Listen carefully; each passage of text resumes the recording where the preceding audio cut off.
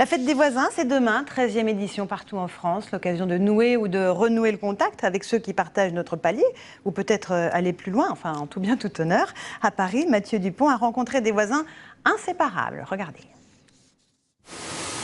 C'est le grand nettoyage de printemps au Buisson Saint-Louis.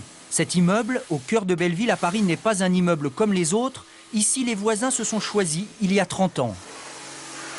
Tout le monde se connaît parfaitement bien. Se tutoie, s'appelle par son prénom.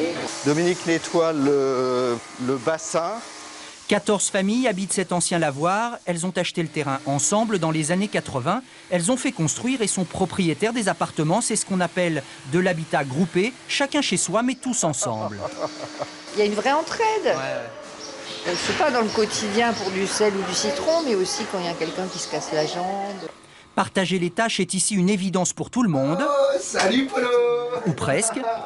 C'est l'heure du grand nettoyage. Célim vit au Buisson depuis tout petit et ce qu'il apprécie avant tout, c'est la convivialité.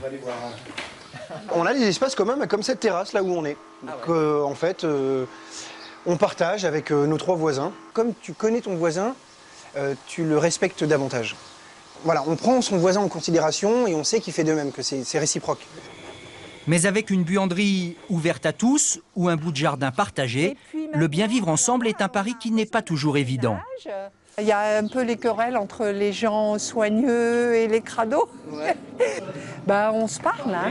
Les conflits on les gère, on a des réunions pour ça. Et au moindre problème, direction cette salle commune. Rien de mieux pour régler les conflits, mais aussi pour resserrer les liens. C'était le symbole d'un projet où chacun, certes, avait développé ses projets familiaux, son appartement. On n'était pas confiné dans un rapport de copropriété classique où le voisin c'est l'ennemi. Tous vivent cette aventure comme une réussite. D'ailleurs, en 30 ans, une seule famille est partie pour des raisons professionnelles.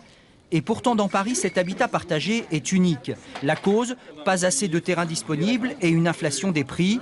En revanche, en banlieue et en province, 80 projets ont déjà vu le jour et une centaine d'autres sont en préparation.